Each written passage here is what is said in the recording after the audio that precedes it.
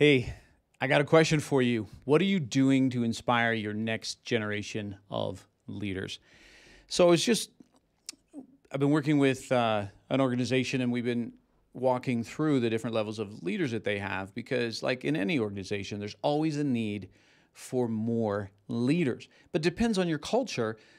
Some workplaces have cultures where people actually want to avoid management. And that's not a healthy thing. When people say, like, why would I ever be in management? That tells you something about they view being in management as their life is going to be worse off, right? Now, listen, not everybody is going to be in management. Not everyone is going to be a leader. That's fine. People need to feel free to, hey, I just want to come work hard, do my thing, go home to my family. Absolutely. We need lots of people like that. But we also need people who are leaders. And so there are a lot of things you can do as a company, as an organization, to be intentional about creating a leadership pipeline. I remember I was young in my career, and I read a book. I think it was called The Leadership Pipeline by Ram Charan. I hope I didn't mess your name up, Ram. But I remember reading this idea of there's different levels of leadership, and each level has new devils, but each level has different things that you've got to step into and leave certain things behind, right? But your leadership pipeline begins at the very bottom where somebody's not a leader yet. And so how do we inspire the frontline staff or the hourly staff or the salary staff who don't lead anyone? How do we inspire that group that we look for some people out of that who want to be leaders? So obviously, there's a lot of different things we can do. I'll share some ideas in a moment. But one of the things is, if you're having a problem identifying and finding new leaders, then what you want to do is you want to go to the bottom level of leaders. I hate saying top to bottom, but from an org chart perspective, go with me here. But the very frontline managers, or if you have a layer below that, supervisors often. It's here that people make their judgments about what it means to be a leader in your company. So imagine for a moment, somebody comes into your company and they're just an hourly worker, and their supervisor and their manager above them, maybe they're not trained, maybe they're stressed out all the time, pillar to post, running around with their hair on fire.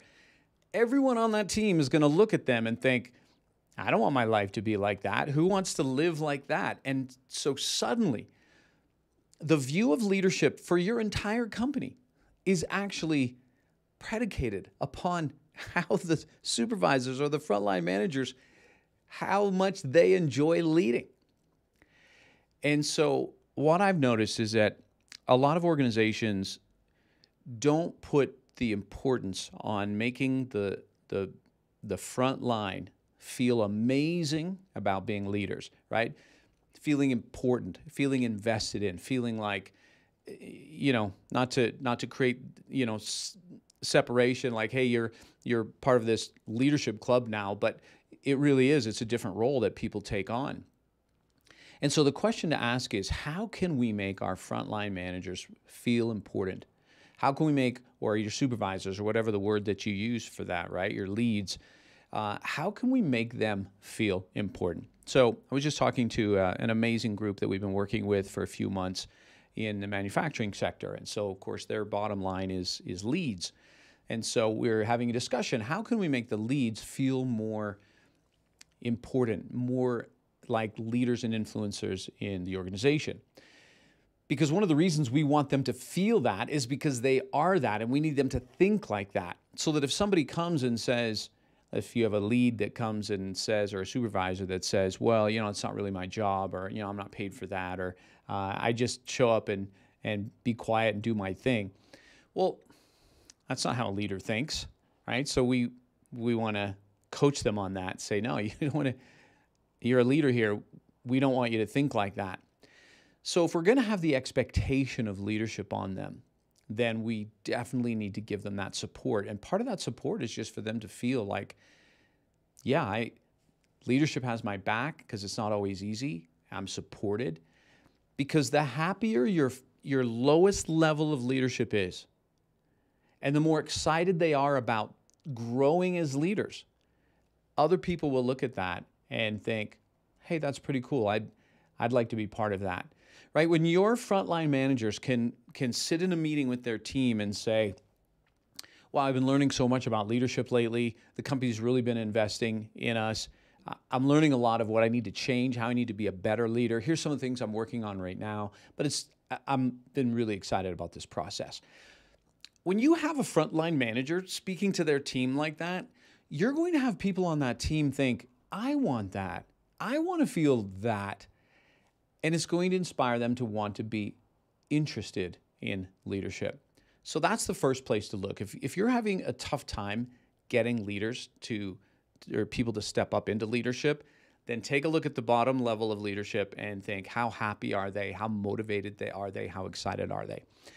The second thing that I would say as encouragement to you is that do not underestimate, especially for those of you who are CEOs here, CEOs, or you're in the C-suite, do not underestimate the weight that your title has and how impactful that can be when you just take some time and share some vision or belief that you have in someone, especially people who are younger.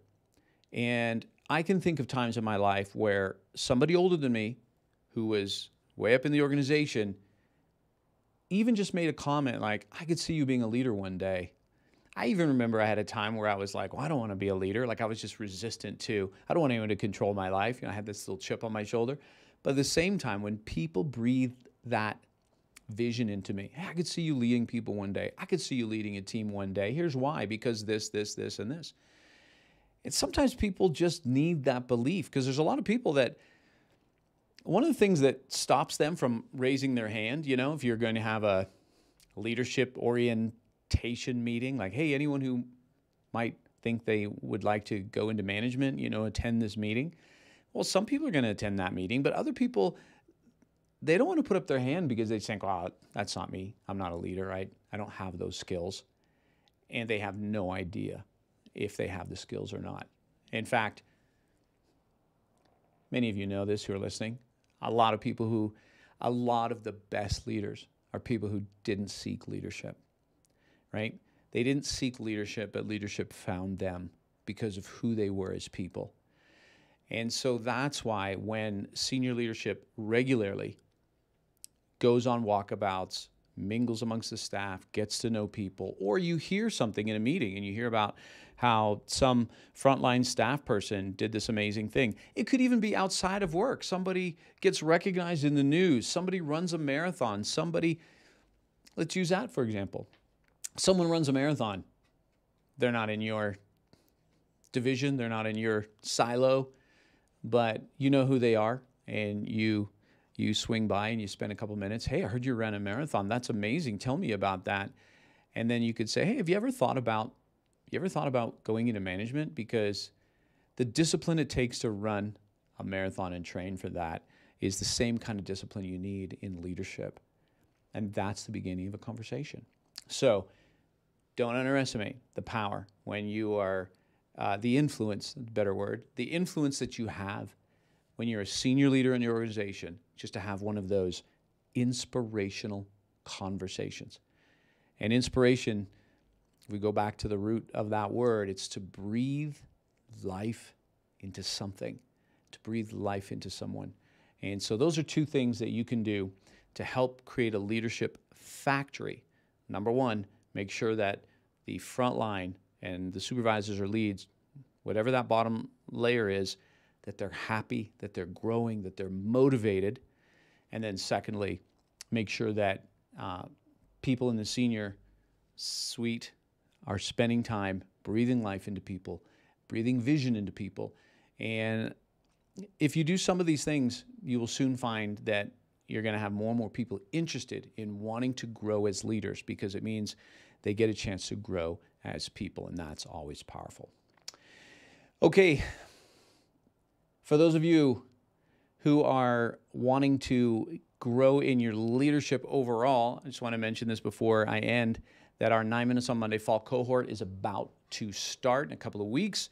If you want to learn about the 9 engagement drivers, we estimate around 40,000 people have gone through this framework of 9 Minutes on Monday. If you've never heard about it, make sure you check out the link at the bottom there, jamesrobbins.co/live.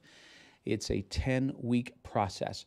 And for those of you who are business owners or you're a CEO, then consider sending some of your leaders through this cohort, because I guarantee you this, they will come out of this 10 weeks more intentional as a leader, and they will be more impactful as a leader.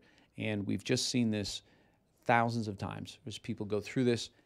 They apply these 9 engagement drivers that we teach them, and they're going to notice a big difference in their staff's motivation, engagement, morale, productivity, all those things. Always invest in your leaders. All right, that's all I got for you today. Have fun.